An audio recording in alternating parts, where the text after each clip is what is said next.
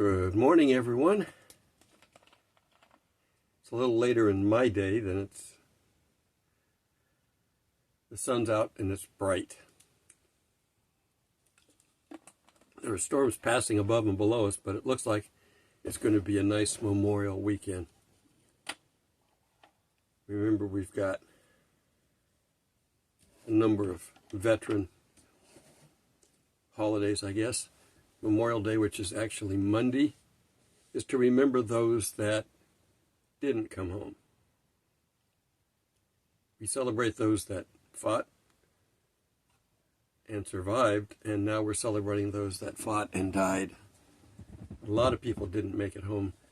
It's why you want to avoid war if at all possible.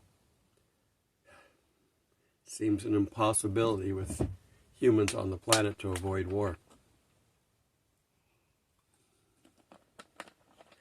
Can't wait till our Supreme Leader takes over. So, for today we are in the end times. Just like my title of my page, the end times, a voice in the wilderness. Wilderness. Didn't say that right. I got my new tooth back in, but it feels slightly different, and I have to think about it when I'm talking.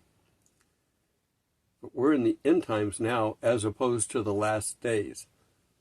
I've talked about this before. The last days started after Jesus. And now Paul's ministry, everybody that was writing New Testament were writing of the last days. Now, technically, they should have gone straight from Jesus going to heaven into the tribulation. But they didn't accept Christ. They still don't. Because now they would have to really admit that they screwed up big time. So they don't want to. So right now, you can't get Jews to convert. You will never be able to do it until Jesus sends down the 2 witnesses and the 144,000. Whenever God has to do something like that, there's a reason behind it. So, Paul was in the last days. Paul was looking for the rapture. And when he wrote to the Thessalonians, and they thought that they'd missed the rapture, that's why he wrote 2 Thessalonians. Kitty's running around. I just don't know if he's going to come over here and grace us with his presence. He's normally sleeping at this time. He sleeps a lot more now. So if he comes over, I'll let you see him. But I'm not going to go roust him out, because if I roust him out, he wants to play. And his playing hurts. So, we've been in the last days for the last 2,000 years, roughly. But now we're in the end times. There's very little time left. The tribulation is going to start. And when it does, all hell's going to break loose on earth. Christians don't deserve the hell that's going to break loose. So we won't be here.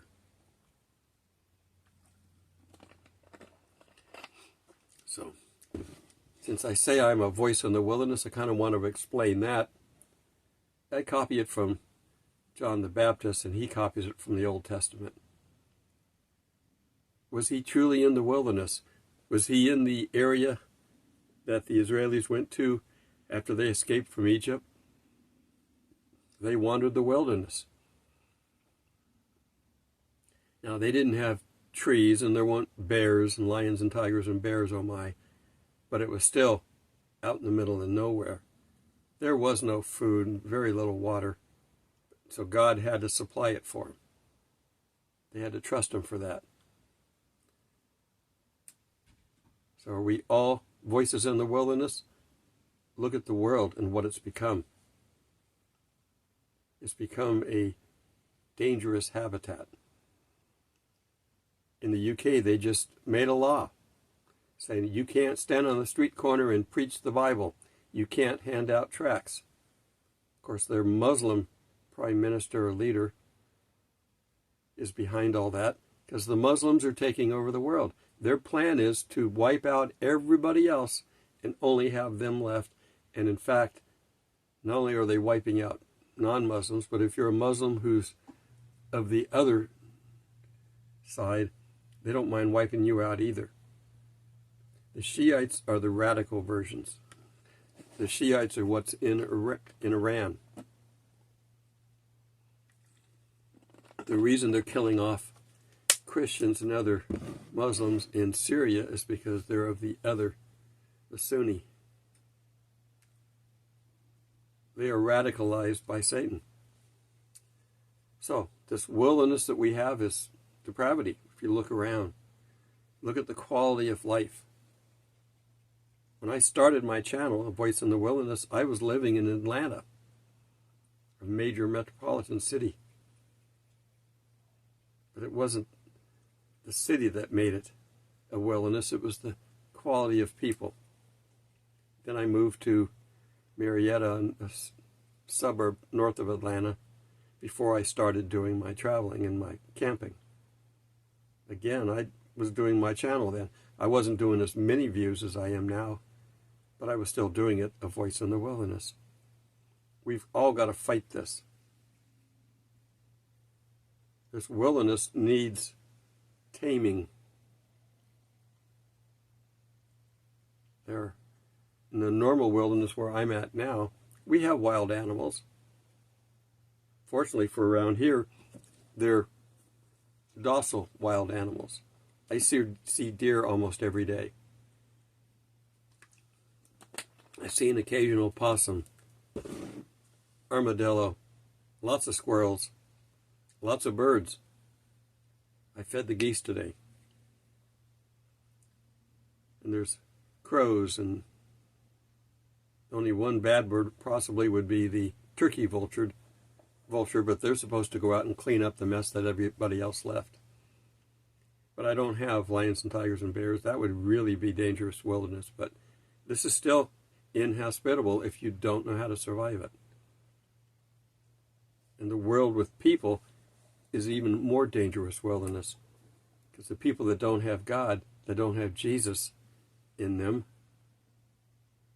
the only other being that they can have is Satan. And you don't want to go head to head with these guys. Now with Jesus you can, but you don't want to do it by yourself. In fact, you don't want to do anything by yourself. You want Jesus there the whole time. But many Christians try to do it on their own. And it doesn't work, and they fail, and then they throw their hands up and say, God must not be real because I couldn't do what I wanted to do. They got the message wrong. So these animals in the city, they have the training of Satan and the inspiration from Satan. To see what they're doing. They killed a couple of Americans this last week. One guy did. That's Satan working, and he's doing an excellent job. We're apparently not in his way enough that he can proceed. We're the restraining force, and if we get to the point where he can't do anything, he's going to expedite us out of here, and we're still here, so we must not be doing enough. Whatever you're doing now for God, double it. Obviously, check in with the boss and make sure you're doing what he wants you to do, but I'm sure he can find work to do. Trust God with the perfect path so you can step through the minefields that we have out there. Anyone here ever go on a safari?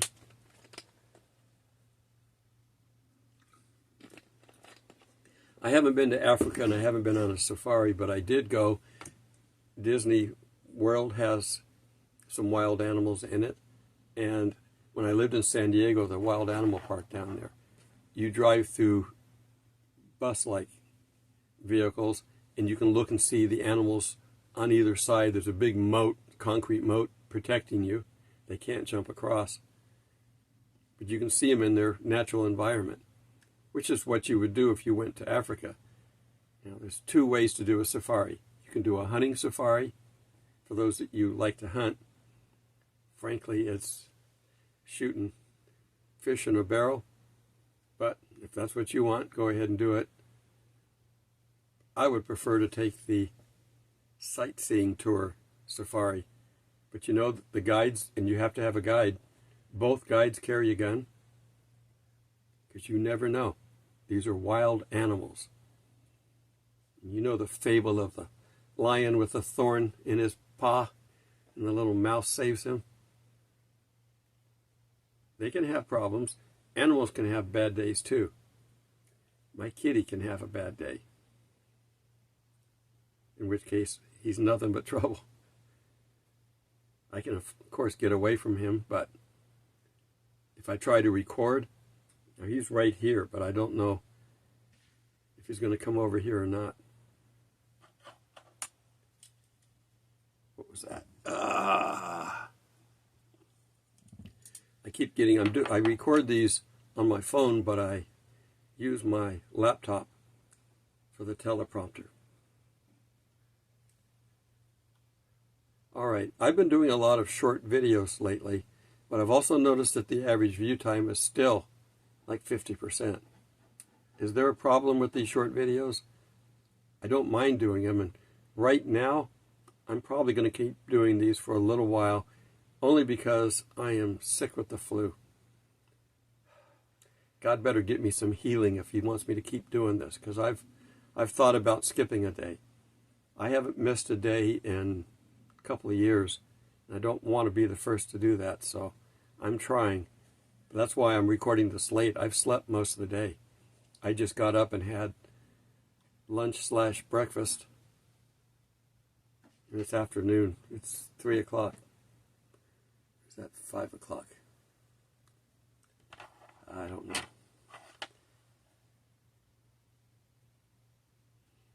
There's something going around. It's hit the news. They said it might be a COVID variant. They always like to scare you with the COVID variant. The flu is just a problem anyway.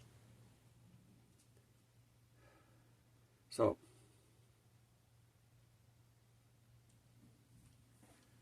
what else did I have?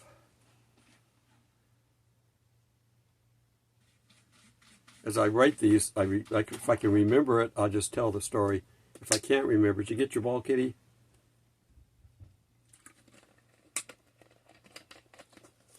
All right, we're near the end, so I can pick you up and say, hi, kitty. Oh, he wants to go down? Okay. He got my attention. That's all he wanted. So, we don't know how to go out and do this without a guide. Jesus is the guide. You listen to your guide on a safari. Don't get out of the vehicle. Get your hands in. As they drive past lions lying there next to the road. The advantage with lions, just like other cats, excuse me, is they're inherently lazy. And they want to sleep all day. They get up at night and prowl, but not during the day. Not unless they have to. But the guides know that. So I do have one verse to read here at the end. Isaiah 54:17. No weapon that is fashioned against you shall succeed, and you shall refute every tongue that rises against you in judgment. This is the heritage of the servants of the Lord, and their vindication from me, declares the Lord. Nothing that goes on can harm you. Now, when I say that, every instance is unique. Every instance is unique. If you get hurt in an instance, are you getting hurt? It's like the blind man. Whose fault? Why is he blind? Is it his fault? Is it his parents' sin? Grandparents' sin? Whose fault is it? And Jesus says, none of them.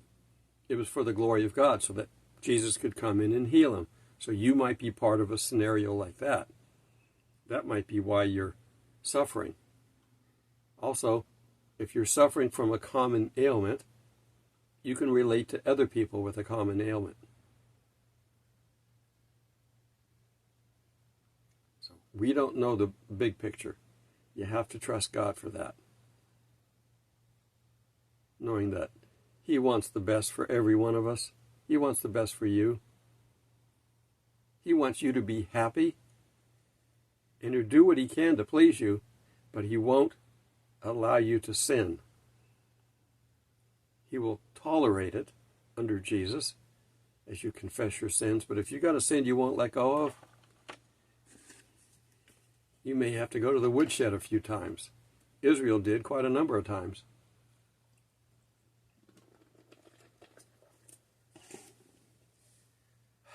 All right.